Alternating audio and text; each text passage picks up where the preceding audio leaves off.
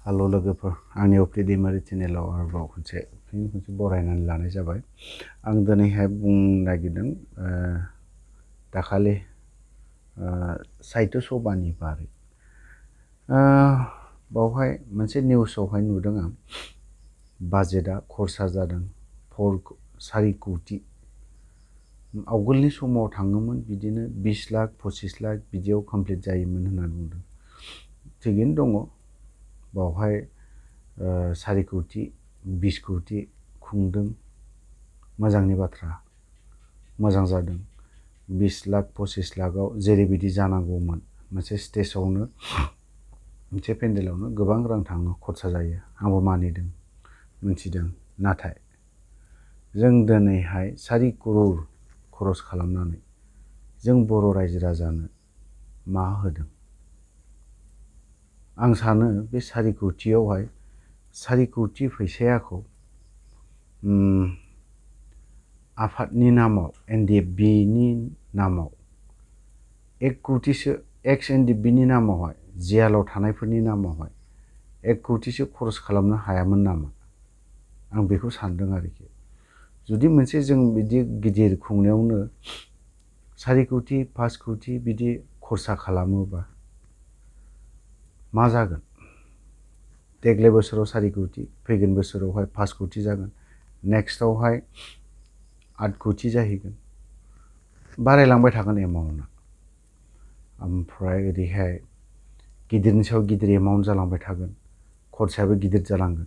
नाथाय जों बर' रायजो राजानो 4 कौटि खरस खालामनानै मा मोनसे बोसोन होखो आरो माखौ जों सोलोंना लानो मोनखो? आं सानो बावहाय 4 कौटिनि जायगायाव 2-2.5 कौटिसो जुदि खरस खालामनानै माखासेखौ मोजां खामानियाव जुदि इउज खालामोमोनबा मानसिनि लुबैनाया जोबा, थैजासिम जोबनो थाङा। आं बेखौल' लुबैगोन नैबे जेसेबां जेलाव दङ बिसोरनि नामावथ' बा अन्तत सोरबा उकिलनो होनांगौबा सोरनोबा माबा मोनसे खालामनांगौ, सोरबा गुबुन गुबुन एंगेलाव होनांगौ खरसा दङब्ला बेफोरनो सायाव जुदि इउज खालामोमोनबा मोजां जागोनमोन नामा बेखौ सानदों आरोखि। थ' नोंथांमोना कमेन्ट खालामनो हागोन बेखिनिखौ माबावहाय इउज खालामनाया मोजां जागौमोन। दिनै नाय जों एनडिएफबिआ दाखालि आं धीरेन बर' सारजों आं सावरायहरनाय जादोंमोन। सावरायहरनायाव बियो बुंदोंमोन जों मोनसे इण्डियाननि प्रेसिडेन्ट सार फैदोंमोन, बिनि आखायाव जों माबा मोनसे गथायनो हागोन नामा सार? माबा मोनसे साननानै गथायनाया मोजां जागोन नामा सार होनना बुंदोंमोन आं। अब्लाना बियो बुंहरदों जों बेखौनो सानदों, नों रेडि जानानै था, जिखुनु समावनो लिंहरगोन नों फैबानो जाबाय होनना बुंबाय। होमबालाय थिग दङ सार, आंबो थांगोन। थांबाय, अखानायै फन खालामबाय, लोगो सासेनाव फन हरबाय जे जों बेफोरबायदि सानदोंमोन, माबोरै बावहाय बुंहरबाय जाहैबाय सिकिउरिटि टाइट। नंगौ, सिकिउरिटि टाइट। जोंनो अन्तत 5 मिनिटसो टाइम, एक्स एनडिएफबि जोंनो नङा, जिहेतु जोंनि एनडिएफबिनि लिडारफोर थांगोन, सारमोन थांगोन, एक्स एनडिएफबिनि, बिसोर अन्तत जेलाव जेसेबां थानाय बिसोरनि नामाव माबा मोनसेब्लाबो खोथा होनैनो हागौमोन आरो मोनसे लेखा मेम'रेन्डामबो गनायनि नामाव इण्डियान प्रेसिडेन्ट सारनो जुदि होनो हानायमोनबा मोजां जागौमोन सानदोंमोन। खिन्थु बेखौबो जोंनि एक्स एनडिएफबि बिथां धीरेन बर' सारनो टाइम मोनसे बर'ना होनो हायाखै, खाबु होनो हायाखै। मानो? एसेसो जुदि होनो हानायमोनबा बावहाय साबसिन जागौमोन होननानै सानदोंमोन। खिन्थु बावहाय आं जा नुबाय मथा मथि बर'नि सोरबा सासेल' नङा, दा खुंथायाव थानाय लिडारफोरखौनो बुंगोन आं, ओरैबायदि माने मा होननानै बुंगोन बिदिखौ, आंनि पावार आं बाहायगोन बे सिस्टेमनिखौसो नुदों। अन्तत बैसोरबो जाया खुंथायाव थानो हायाखै बिथांमोनखौबोथ' मोजाङै रायलायलायनायखौबो नुवा दिनैसिमबो, मोनसे स्टेज बा मोनसे जायगायाव ज' जिरायलायनायखौनो नुवा। दिनैनि जाखिनि माबायाव थानाय, आवगोलनिखौ बुंनो थांला आं, आवगोलथ' दे सालायलांबाय, दानियाथ' परिबर्तननि नामाव गुस्लायनायनि नामावहाय अन्तत एसे गुरै जानानैब्लाबोथ' बिसोरो माबा खालामनो हायो। दाथ' दिनैहाय साहित्य सभा जोबनानैबो थांबाय, बाजेटनि 4 कौटिनि खोथाबो ओंखारलांबाय, गोबां दिनै जियालाव थैहां बेराम जानानै दं, XNDF-B आर्टिफेक्सननि, सोरनिबा लेडिस आर्मि, सोरबाया जोंनि XNDF-B फोरनिनो बिथांमोना जिउ जोबलांबाय। बिथांमोना मा ट्रिटमेन्ट मोनियाव, मोजां ट्रिटमेन्ट मोनियाव बिसोरो सोरबाया दिनै मोदोमफ्रा बुगाजोबनानै बा बेरामाव गोग्लैसोबाय, देहाखौ नायजानो मोना। सोरबाया दिनै हार्टनि प्रब्लेम, बे हार्टनि प्रब्लेमा दिनै देहानि मोनसे नायजानो मोनाखै, मोजाङै नायजानो मोनाखै। दिनै सोरबा सासे एक्सपायार जाबाय, बे एक्सपायार जानायाबो थांनाय जानुवारिनिफ्रायनो बिसनायाव गोग्लैनानै थाबाय थानाय बाक्सानिनो बिबो जोंनिनो NDF-Bनि लेडिस आर्मि, बिबो दिनै मुंख्लं जालांबाय, रुंसारि जालांबाय। होनबा बेफोरबायदिखौ जुदि ट्रिटमेन्टखौ जुदि मोजां भाबाव बेफोराव जुदि इउज खालामोबा, NDF-Bनाव दा बाहाय, XNDF-Bफोरनाव दा बाहाय दे, आं बेखौबो बुंगोन। XNDF-Bफोरनाव दा बाहाय। बर' रायजो राजाफ्रा दिनै गोबाङानो देहा गोग्लैसोनानै दङ, बिसोरनि सायाव बाहायोब्ला माबोरै जागोन? दिनै जों 4 कौटि बाहायनानै बै बर' रायजो राजाफोरनो जों मा होनो हादों? मा होनो हाखो जों? मा मोनसे सोदोब, माबेबा मोनसे मोजां खोथा होलांनो हादोंना? माबा मोनसे जों मोजां खोथा जुदि होनो हादोंब्ला बे बिराद गिदिर बाथ्रा, मोजांमोन। खिन्थु दिनैहाय गिदिरनि सायाव गिदिर खुंदों, गिदिरनि सायाव गिदिर खुंलांबाय थागोन। बिराद गिदिर स्टेजखौ सनाजों खालामनानै स्टेज खालामब्लाबो बियो माबा जानाय नङा आरोखि। खारन ओरैहाय जोंनि आफादनि लिडारफ्रानो दिनैसिमबो जेलाव जोबथेसालियावनो थाबाय थानांगौ जायोबा माबोरै जानांगौ? आं दिनै भिडिअखौ बारा गोलाव खालामला, दिनै 4 कौटिनि खोथा बाहायनायाव, बुंनायाव बेखिनिखौ बुंनो गोनां जादों। जायफ्रा 4 कौटि बाहायदोंमोन बावहाय होननानै बुंबाय। भबिष्यतआव नोंथांमोना बेफोरबायदिखौ खोन्थायाबा हामगोन नामा आं सानदों। दिनैहाय बेफोरबायदिखौ खोन्थागोन, फैगोन बोसोराव नेक्स्ट 5 बोसोराव सोरबाया सरखार फैगोन, बिसोरबो थांनाय साहित्य सभायाव दिनै उमुक मोना बेफोरबायदि खालामबाय, जों बिनि बारा खालामगोन, बेफोरबायदि जागोन। बिनि जाय बेखौ बांद्राय गोसो होस्लायस्लाय साहित्यखौबो जों गोसो होनांगोन, साहित्य सभाखौबो गासैबो बिथिङाव जों गोसो होनांगोन। नाथाय जोंनावहाय दिनै नै फुङावसो, दिनै नङा मैयानि फुङावहाय आङो मोनसे निउसाव नुबाय, फरायसा स्टुडेन्टफोरानो दिनै मेथ्स टिचार गैयिनि थाखायनो जेसेबां गाबख्रावनो गोनां जादों। बावहाय मार्कखौ बेसेबां मोनोनो 1 2 3 4, सोरबाया मोनो 4, सोरबाया मोनो 3, सोरबाया मोनो 1। मानो बिदि जाना दं? बेफोरखौ एसे नोजोर होनाया मोजां जागोन होननानै सानदों। रासिन बेफोरखौ जों नोजोर होनाया मोजां। जों ओरैनो कौटि खरस खालामनानै माबा मोनसे प्रग्राम खुंनायाबो आंनि थाखाय बियो गनायजाथाव नङा होननानै बुंगोन आं। मानो होनना बुङोबा जों नेक्स्ट जेनेरेसननि खोथाखौसो साननांगोन। जों नेक्स्ट जेनेरेसननि खोथाखौ जुदि सानाब्ला जों गैखाला, गाबोन समफोरनो जों थैगोन। लिडारफोराबोलाय माथो गाबोन समफोरनो थैगोन, बेराम जागोन, थैगोन। खिन्थु जों नेक्स्ट जेनेरेसनखौ मोजाङै खालामलांनाङाबा, मोजाङै जुदि दैदेनलाङाबा, मोजां जुदि लामा खोन्थालांनो हायाबा, जों नेक्स्ट जेनेरेसनजों मा बुंजागोन? गोदोनि जोंनि लिडारफ्रा, बर' लिडारफ्रानो जोंखौ बेफोरबायदि जालांनो बा बेफोरबायदिनो खालामदों, बेफोरबायदि होनजागोन। ओंखायनो प्रमद बर'खौबो आं खावलायगोन।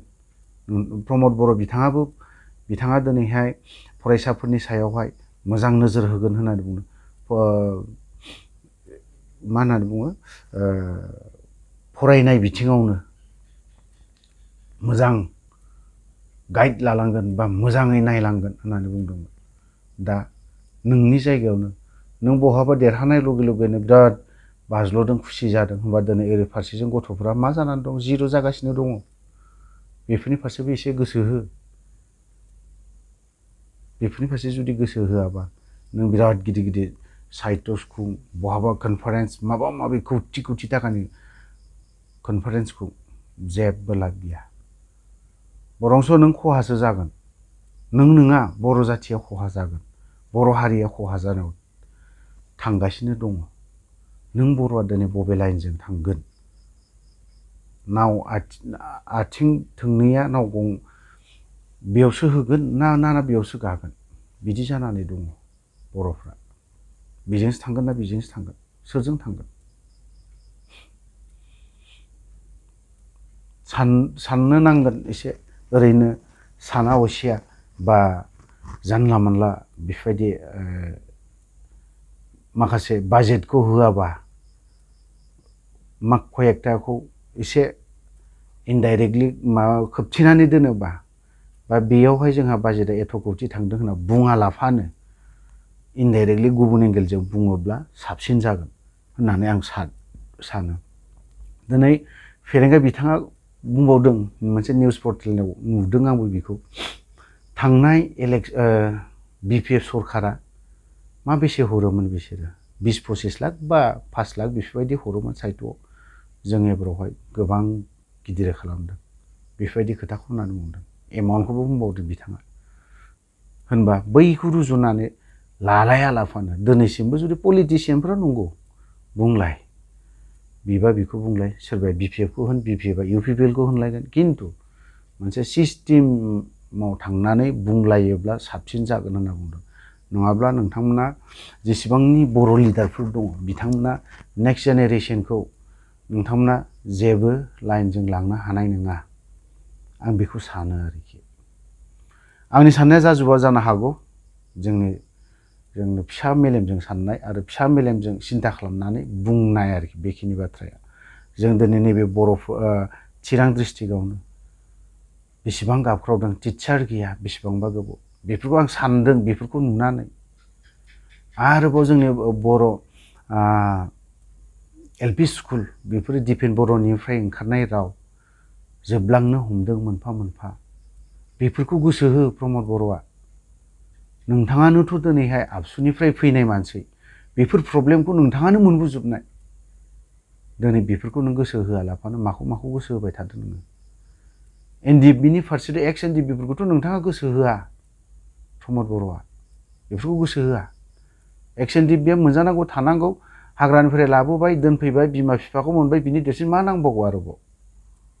ओजों जे नोंनि हारिया जे मा अबस्थायाव थांदों, माबे अलखदाव गोग्लैदों, बेफोरखौथ' नायफेराखै, बेफोरखौथ' सानफेराखै। साहित्य सभायावनो दिनै दिपेन बर'आ रोखा रोखा बुंनानै होदों। प्रमद बर'आ एसे सिन्था खालामदोंना खालामाखै? सानदोंना सानाखै? बर'नि LP स्कुलफ्रा दिनै बहाबा आपार आसामनि खोथाखौ बुंदों बिथाङा, स्टुडेन्टफोरानो 3-4 थैनो जोबनो हमलांदों होननानै बुंदों। मैयानि भिडिअ'आवबो आं बुंदों बेखिनि खोथाखौ। दिल्ली बायदियावहाय नाय,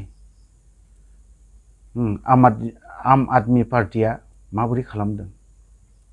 4 लाखनिबो बारा सरकारियाव 4 लाखनिबो बारा प्राइभेट स्कुलाव फरायनाय स्टुडेन्टफोरखौ गभर्नमेन्ट स्कुलावसो एडमिसन होफिनजोब्बाय। होनबा बेफोरखौ एसे सान, बेफोरखौ एसे नाय, मा सिस्टेमाव बिसोर बेफोरबायदि प्राइभेट स्कुलनि गथ'फोरखौ बरननानै सरकारि स्कुलावसो दिनैहाय सोफिनजोबखो? होनबा बेनि फोरोंनायफ्रा माबायदि स्ट्रिक्ट जागोन, माबायदि माबा दङ, बेफोरखौ नाय। सोरबाया साननो हागौ, गोदाव सोराव खोथा होनलायबायलै बियो। बे नङा खोथाया, बे नङा। मोसौ गुमग्रानि खोथाखौबो मालाबा खोनासंनाया मोजां, आं बेखिनि खोथाखौ बुंगोन। बेफोरबायदि आरोखि। दा हमनानै ला दिल्ली बायदियावहाय गभर्नमेन्ट स्कुलावनो नों जुदि सुइमिं पुल दंलायोबा, मोजां फेसिलिटि दङबा, बावहायनो गभर्नमेन्ट स्कुलाव दिनै मा होनना बुङो, टाइ गाननाय, जुथा गाननाय, बा ड्रेसखौ सप्ता खनसेयाव उमुक सप्तायाव उमुक ड्रेस गानबोदो, उमुक सप्तायाव नेक्स्ट सप्तायावहाय गुबुन ड्रेसखौ गाननानै फैदो, बेफोरबायदि मोनसे थागोन बिसोरनाव। दिनै बेफोरनि फारसेबो नायदो। दिनै आसामनि, जोंनि BTC होननाय लोगो लोगो मोनसे खोथासो फैदो, जोंनि BTCनि बावहाय जेबो सिस्टेम गैया। एलपि स्कुलावथ' जे ओंखाम जादों ओंखाम जाहोबाय होनबाथाय बे सुथियानोखासै खिन्थु बावहाय मा जाबावनांगौमोन माने स्टुडेन्टफोरा माबायदि सोलोंदों बैफोर स्टुडेन्टफोरखौ एसे एसे दांनाय हैनाया मोजां नंगौना नङा बा सोंहैनायनाय सोर फरायसा बबे स्टुडेन्टआ माबायदि फरायदों बबे स्टुडेन्टआ माबायदि माबेयावहाय माबे बिथिङाव मोजां बेफोरखौ नायहैनायासो मोजां। प्रमद बर'आ नों हाया बेफोराव नों टाइम होनो हाया सासे बिटिसिनि चिफआ बेफोरखौ टाइम होनो हाया खिन्थु नोंहाथ' मानसि दङना नोंहाथ' नोंनि जायगायावहाय मानसिफोर दंना बेफोरखौथ' थोननो हायोना बेफोरखौथ' बुंनो हायोना बेफोरनि फारसे नोङो दा बावजोब्बाय आरो पलिटिक्सनि ओंखामा गोथाव नालाय एसे सिथाब्रुम मोनजायो नालाय ओंखायनो दिनै नोङो बर' रायजो राजा बर' फरायसा गथ'फोरखौ दिनै नों बावनो हमदों मिथिबाय नोङो बावनो हमदों।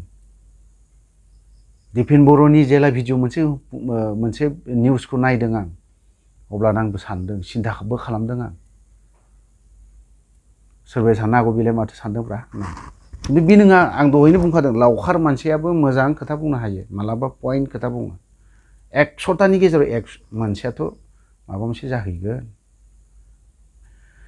थ' बाथ्राफ्रा बिदिनोसै बुंगौमानि लावगौ थेवबो आं मोनसे खोथाखौ बुंलांबावनि बिथां बिटिसिनि चिफ मिथिबाय प्रमद बर' बिथां नोंथाङा दिनै बिटिआर होननानै गाबख्रावबाय थादों दाखालिलाय मानोथो इण्डियानि प्रेसिडेन्ट रामनाथ कविन्द सार बिथाङा माबोरैहाय बिटिसिल' होनलांखो होमबा बिटिआरआथ' इमप्लिमेन्ट जायाखै बेखौथ' नों इउज खालामनो हाया बिटिआरखौ दानो माबोरैथो नों बिटिआर होनबाय थाखो आं एसे बावहाय सानहाबदों एसे साननो गोनां जादों होनबाथ' जों इण्डियानि प्रेसिडेन्टआनो जुदि बुंलांथारबायबा बिटिसिसो होननानै बिटिसि बड'लेण्ड टेरिटरियेल काउन्सिल होननानै बुंलांबाय नोंथांमोना आरोबाव बावहाय बिटिआर होनबाय थाबाथ' आरो बोरै जानो आंना खोथाया बे आरोखि नंगौ जोंबो बे बिटिआरआवनो जोंनि फेक्सनाबो रन्जन दैमारि साराबो सागान होदोंमोन जों थेवबो बुंनो गोनां बायध'ता मिथिबाय प्रमद बर' नोंखौ आं बेफोरबायदि खोथाखौ बुङा सानदोंमोन खिन्थु दिनै नोङो गासैबो बिथिङावनो होनना बुंगोन आं नोंखौ गासैबो बिथिङाव नोङो फेलार मिथिबाय गासैबो बिथिङावबो नोङो जिर' आं नुनायावहाय आंनि नोजोराव आरो बेखौबो सोरबाया सोंफैयोबा माबे बिथिङाव नों जिर' नुदों दे खोन्थादो होनना बुंबा एभ्रिथिं जिर' आं गासैखौबो खोन्थाजोबनानै होगोन बे आरोखि। थ' भिडिअखौ बारा गोलाव खालामला बेखिनियावनो दोनथ'नाय जाबाय जय बर' हारिनि।